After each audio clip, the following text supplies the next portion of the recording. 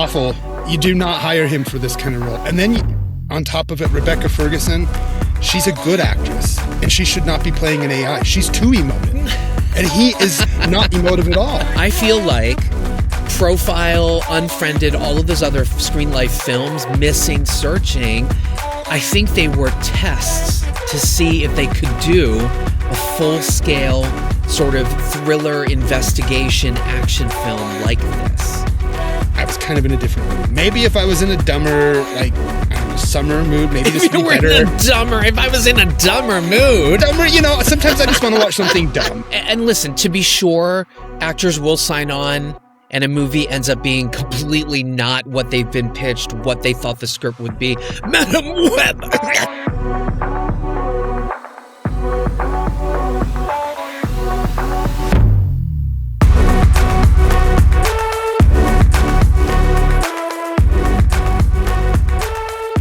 Hello, friends and listeners. You got a new episode of WatchSkip Plus. We want to be your go-to source for informed, insightful, pop-cultured movie reviews. My name is Cupcake, also known as Jose, and I'm joined by my co-host, Mike, also known as TheWildabeast. If we look bedraggled, it's because we both had really, really late nights. Mike, do you want to talk about why you were up late?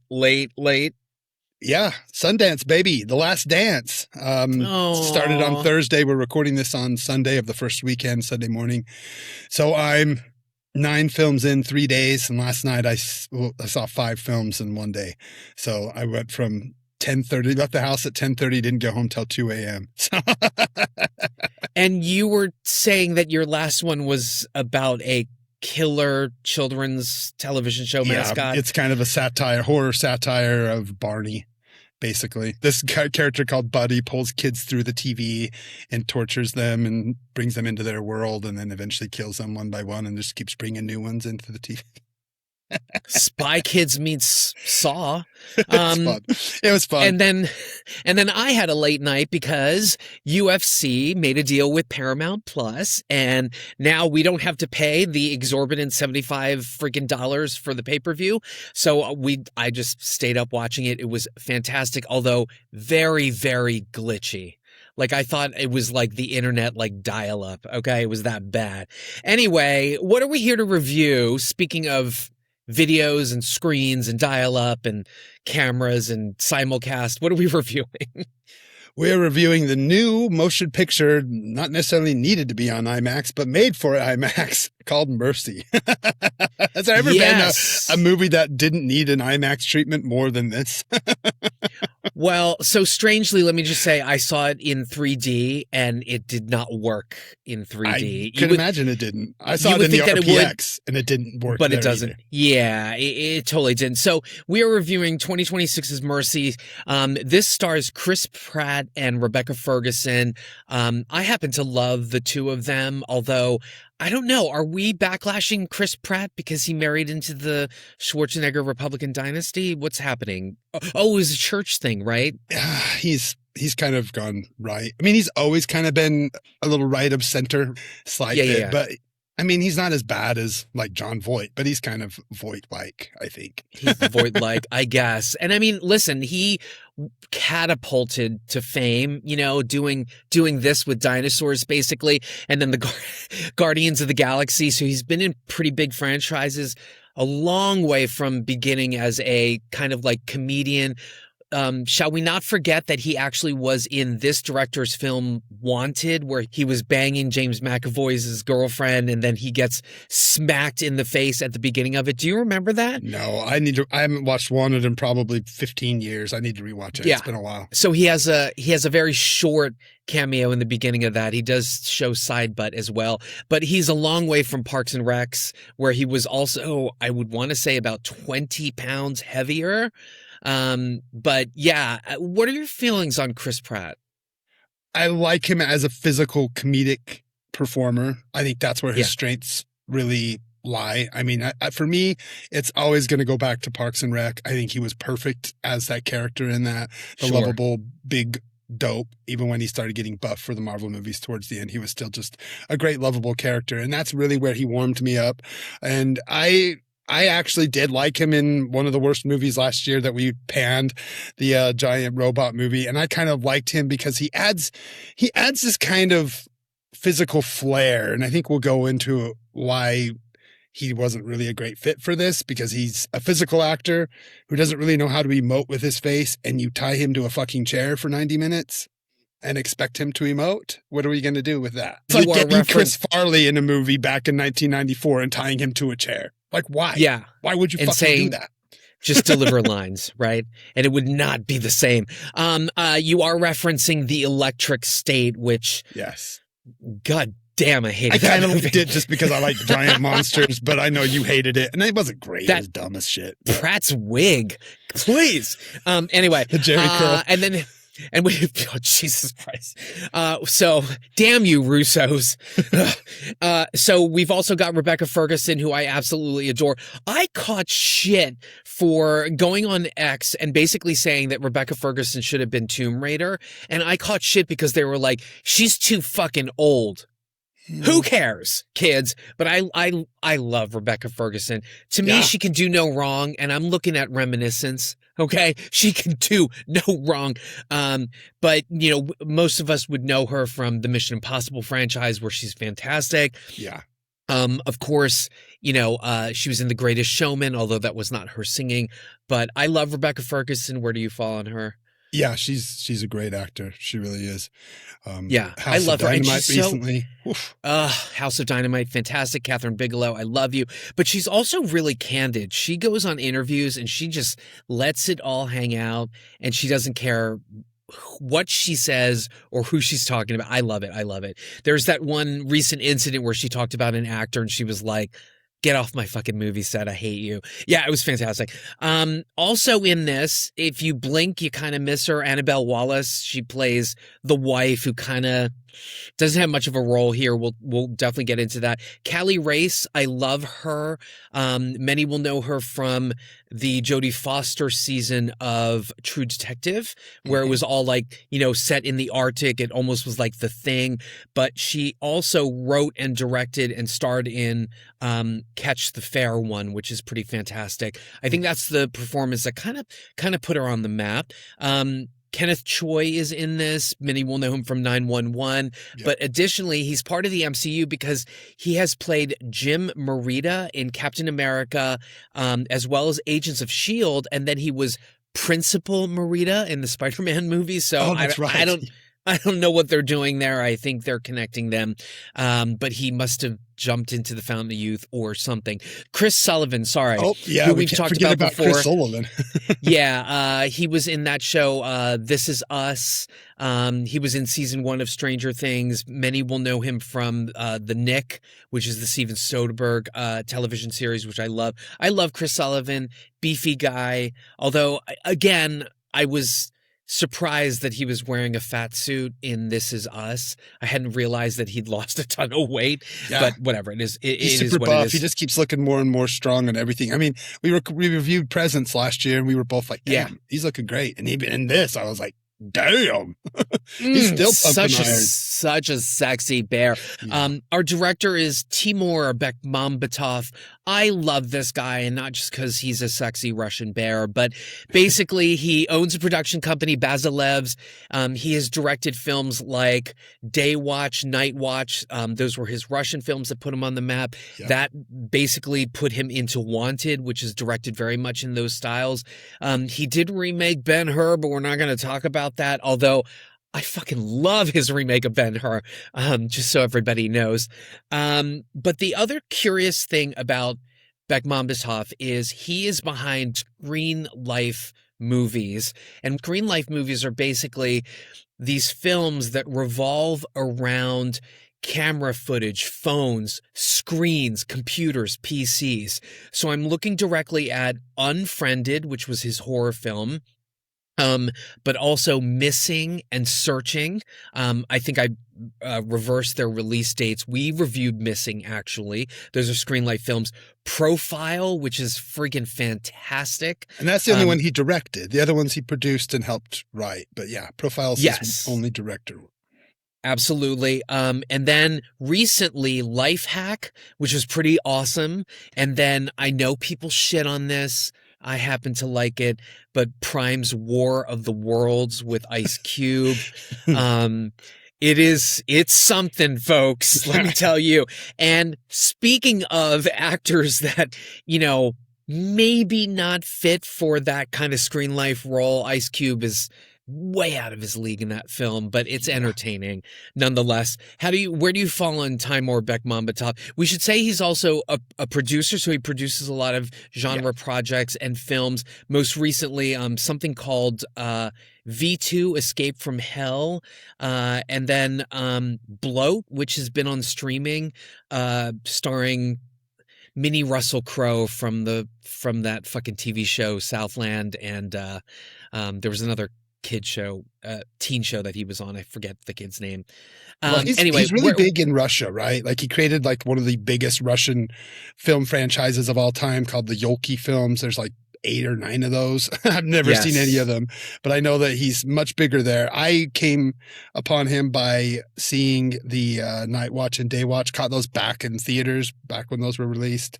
I loved them. I loved the way they played with the subtitles. All of the subtitles were done really artistically. Like if people were bleeding, the blood turned into the subtitles. Oh yeah. I love that. Yeah, I loved those movies. And then Wanted, I was a fan of the comic book.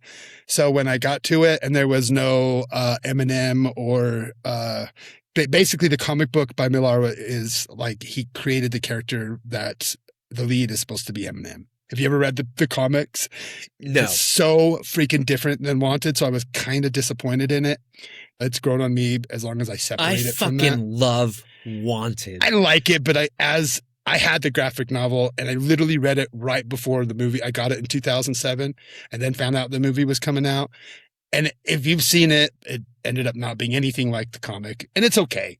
It's fine as that type of... I fucking love it. We take our orders from a loom.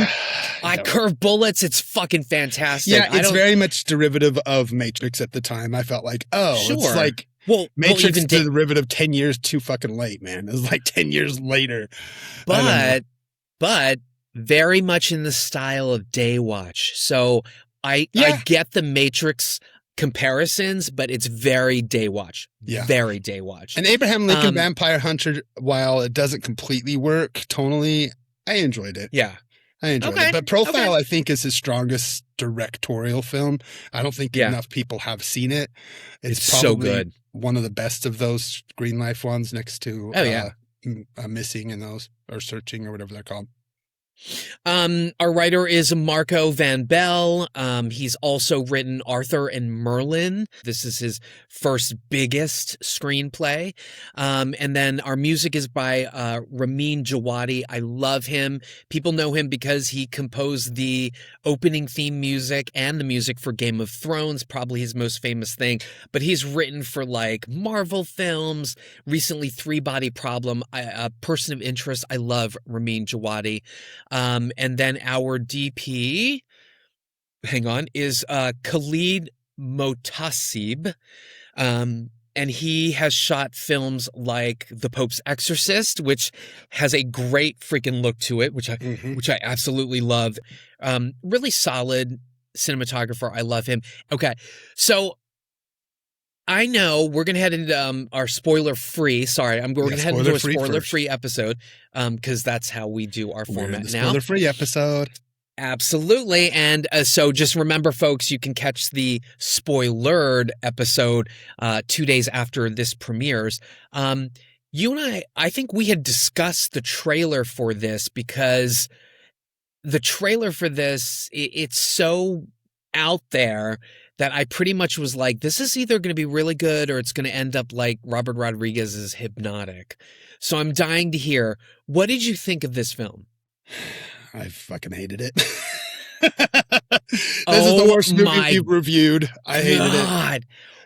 It's worse than The Ballerina, which was my second worst film that we've reviewed. I didn't like this thing at all. Fuck The Ballerina. Really? So I did not like this thing at all. Pratt is taking a lot of heat. The critics are saying he's absolutely fucking terrible in this. He's awful. You do not hire him for this kind of role. And then on top of it, Rebecca Ferguson, she's a good actress and she should not be playing an AI. She's too emotive. And he is not emotive at all. So you're supposed to believe that this judge is an AI because she glitches once in a while, but she's too human and she can't hide her emotions that she's kind of feeling, which again, an AI shouldn't be feeling emotions, but it just didn't work for me at all in any way, shape, or form. Really? It felt like Ed Wood. If Ed Wood was even worse of a director, if Ed Wood had a big bunch of money and got to make a movie, this is what it would be. It just baffled me how it just kept getting dumber and dumber and dumber as it went along. And it doesn't make any logical sense. As if AI can get into everybody's phones and do anything in the world. It's just a big message movie about AI bad. This is scary. And in 2029, we're going to have flying bikes. One flying bike, one flying cop bike. One run. I know. That's all they could afford, I guess. But I did not enjoy this. I know some people said it was entertaining, and it's not boring. I'll give it that. I wasn't bored. I was just sitting here baffled. Now, granted, I'm in Sundance mode, and I'd already seen one Sundance movie before I saw this, so it was like I was kind of in a different mood. Maybe if I was in a dumber, like, I don't know, summer mood, maybe this would be better. If I was in a dumber mood. Sometimes I just want to watch something dumb. Like in the summertime, I'll just go to the movies and see a big dumb movie, right? This is a big dumb movie, but it's not big enough to be this dumb. It just doesn't work for me in any way, shape, or form. I can't, besides just ripping this thing apart, it just is awful. There's no redemption. The concept, there's no redemption, question mark. Okay, so the concept of the film is that this is 20 minutes in the future, to borrow a phrase from Max Headroom. AI is now conducting these criminal hearings for serious crimes, okay? And instead of our justice system with a jury and presumed innocent, these people, based on the evidence, are put before an AI court, an AI judge, and they are judged guilty by a percentage, and the person has to prove themselves innocent. And it has to drop below, I don't know where they got these percentages, but it has to drop below, I think, 86% or some dumb shit like that, right? I thought it was like 92, I don't know, and he was like at 98.5 or something, I don't know. Sure. So the movie opens and he wakes up and he's chained to this, chair, barefoot, by the way. Thank you. Of course, I knew you were going to love that. Thank you, writers. I knew you were going to love that part. Yeah. Well, I'll tell you in the spoiler section what part I really loved about the bare feet. And so because it's AI and it's connected to all of the computer systems in the city, they have access to everybody's phone, and he has to find those things that basically prove himself innocent. Yep. So as a concept, did you like the social commentary of that, or did you think it was worthless? This would never happen. Like, I just don't ever see this happening. I mean, and knowing who you are, I want to see what you think about, is this really where the future of the justice system? Are we really going to allow an AI program to kill people because we believe that, and why 90 minutes? Why do you only have 90 minutes? None of this makes any sense besides the fact they wanted it to fill real time, which it wasn't. Right. It wasn't done in real 90-minute time, which I thought it would, and it would have been clever. And I kept checking my watch when we'd see the timer, and it was like really quickly they were not. Well, I wanted to see if they were going to be on time, because that's why else would you make it 90 minutes? So you could be exactly 90 minutes. They didn't even try to do that. Like John Badham's Nick of Time and exactly. I thought they would try to be at least like real why time. 90 minutes? Nothing in this movie makes any lick of sense. It's awfully written. I don't know if maybe it has something to do with maybe he writes his things in Russian and then trying to translate it to English, it just ends up being a mess. But it's literally the guy like is not Russian. The guy who wrote it is not Russian. But it's awful. So you didn't buy the mystery. You didn't buy any of that, because it would not happen. None of this is real, and I couldn't wrap my head around even a fictional world where this would be real. So it just felt like I was watching, I don't know, just something that made no logical sense in any way, shape, or form. This would never really happen in reality.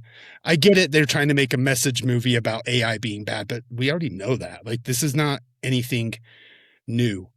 And in the end, we watched one of the, worst emotive actors sit on a chair for 90 minutes. And it's awfully boring. Yes, we see little fuzzy footage of things going around because it's trying to be a Screenlife movie, but it's really not even a Screenlife movie. And I like Screenlife movies.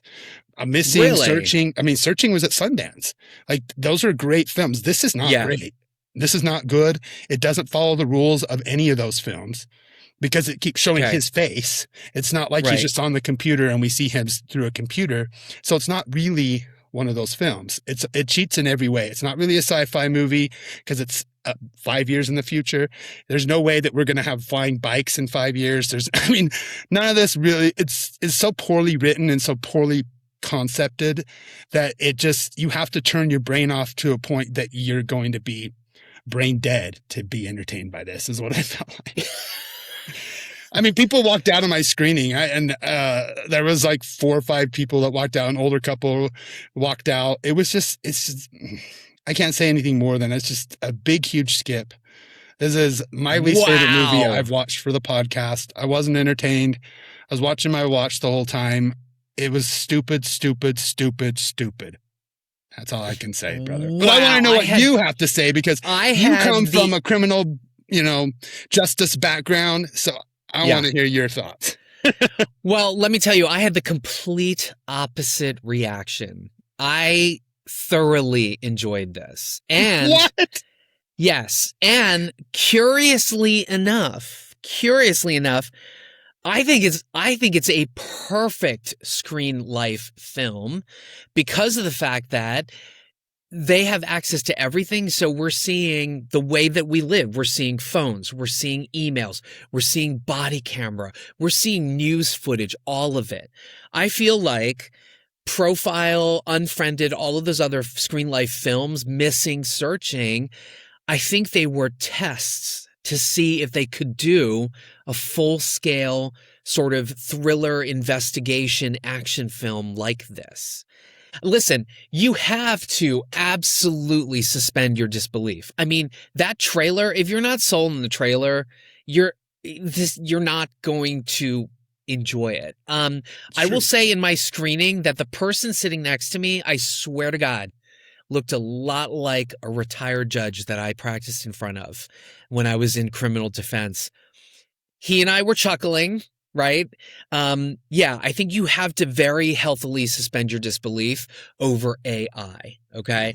I will also admit Chris Pratt is so wrong for this. Like, I completely get that he is the everyman, but you're right. When it's just his face, it doesn't work. It just doesn't work. They needed a stronger actor. And he's Ferguson, not likable. There's not a single likable character. I didn't even get into that. Nobody is likable. I mean, listen, he starts out unlikable. Yeah. And he's very desperate, but I think, and you are right, there are some problems with the script. This very easily could have turned into that Ice Cube War of the Worlds, but I don't know. I bought in and I enjoyed the message of AI, which is not that it's bad. I think that this film warns us that AI is only as good as, one, what you feed it or what it connects to, okay? And then two, how we use AI. Because you can convince the AI here to make you innocent. Although I still don't understand all of the rules here. Like, even if you are judged innocent, but you remain in the chair and it runs down to 0, you still be executed. I don't get this. I don't understand why that happened. But nonetheless, I think the message of the film is AI is what we make of it. I still think there's a problem with the portrayal of the AI in terms of it being like human-like. And I think using someone like Rebecca tricks you into thinking that maybe the AI is turning human. I have some thoughts about that in the spoilers, but I don't know. I liked the mystery. I liked that it puts the audience in the mode of having to really look at stuff and hear and listen. I know it's very contrived. I predicted it as soon as I saw the person. The second we saw the person, I was like, That's the bad well, guy. And then it was. There is also a problem when you're diving into like the friend circle of somebody and there's a name actor that shows up and it's like, of course it's going to be that guy, right? It just seemed way on the nose. And as soon as that person showed up, which we'll get into in the spoiler episodes, so you better come in 2 days and listen. Yes, that's really where we're going to have fun with this, is talking about the spoilers. But that's where we're kind of going to. But I mean, listen, I just thought it was a blast, really, honestly. For something that I thought was going to be cheesy and dumb, I really, really did kind of get into it. And listen, if you compare it to the mystery aspects of missing and searching, it is kind of the same. Searching and missing did sort of feed you a little bit of information, give you all these red herrings, and then it would turn out to be something that was kind of like, oh, of course, right? So knowing that, I didn't expect this to be the Citizen Kane or, a Law and Order or whatever, but I dug it. Flying bicycles, sexy bears, I loved it. I will also say though, there is a very uncomfortable visual tie to a big infamous murder case, which we will talk about in the spoilers. But there were images that were flashing up that made me think of that, and I got really uncomfortable with the way that it was written and the characters and stuff like that. So I don't know. It's a watch for me. So IMAX, no. 3D, no. But I think it makes for a good theatrical experience if you have the right audience as well. So I can't believe we're this divided. It's the most divided we've ever been. Like, I honestly thought we were both going to come in here shitting on this thing. I really thought you were going to come in, because I'm usually the Pratt apologist. I love him in Parks and Rec, and I think he's entertaining. I like him in Jurassic World. I even liked him in that dumb robot movie. This is the first time I did not enjoy him at all. He did not work at all in this. Okay, what about Passengers? I hated the Did character. You like him in Passengers? I did actually dig Passengers, but that was more because of Jennifer Lawrence. Lawrence. Yeah. But it just didn't work. Jenny, because we're on a first name basis. But that's anyway, I think the biggest problem is him and Ferguson. They are completely miscast. Now, if you switched it and made him the AI and her the person who's being blamed, maybe it would be better, because he can't emote and he would be better. I would love to see that. Because she's amazing. Shit. Like, I could only imagine her going through what his character was going through, because she can emote. She can show us range that he cannot. I think she played a great AI. I loved her. Buy it. I would have rather have had just a CGI or a voice. I would almost have rather just had be an ominous voice. I think that would have worked better. You have to wonder though, how did they both sign on to this? Do you know what I'm saying? It's like Hypnotic to me. I think it must have just been the name, and they knew him from Wanted, and he's making a big budget Hollywood movie again because he's only been making big budget Russian movies. So maybe it was a mix of those things, and I'm sure he'd seen Wanted and thought, oh yeah, the guy who did Wanted, this is going to be my action movie. And listen, to be sure, actors will sign on, and a movie ends up being completely not what they've been pitched, what they thought the script would be. Madam Web. but you know what? I love Madam Web. Okay. But here's the thing. As disparate as our reactions are to this, you have to wonder, what did Ferguson and Pratt see in the potential script or the potential idea? Because I fucking loved it. And this was $60 million. Is that what I heard? They made this for $60 million. Oh, I have no idea. That's the rumor I heard. I don't know if that's correct, but if this was made for $60 million, wow, that was a big. I mean, big listen, risk. War of the Worlds looked like it was made for $100. So I was very pleased that this, however much they spent on this, it's up on the screen, and it looks great. It looks great. Yeah. All right. So. Yeah, this is our drive away dolls, or this is your drive away dolls. But the year's 2026 is not starting out well for Mike. Well, the first two movies we reviewed were two of the better ones. I loved Primate, and I loved Bone Temple. Bone Temple's probably going to end up being one of my favorite movies of the year. So for the most part, I've thought January was starting out strong, right? And there was we probably should have done the Netflix movie, the one with Joe Carnahan did. We probably should have done that. I have issues with that, and I got ragged so hard I haven't seen by Troy and Sammy and Brad because I was like, this script is shit. And they were like, what is wrong with you? It can't be worse than Mercy's script. Come on. We just reviewed one of the worst written scripts. And if this isn't nominated for 22, every Golden Raspberry there's ever Razzies, been, it better be. Because Hypnotic only got a Ben Affleck nom, and it should have gotten more. Oh, Rodriguez should have been roasted over that. But no, The Rip ended up being good, but the dialogue is so fucking awful. Anyway, that genre on its own, I think after Heat, you can't, whatever. Carnahan and corrupt cops, that's all he knows what to do. Speaking of sexy bears, I love me some Carnahan, but man, The Rip was some shit rip. Okay, anyway, back to this film. I really, really enjoyed it, and obviously it's a hard skip for you, but at any rate, y'all need to come back when we premiere the spoilered episode because I think we're gonna go there. So, all right, folks, if you love us, please, please, please spread the word. Please subscribe, leave comments. We would love to interact with you guys.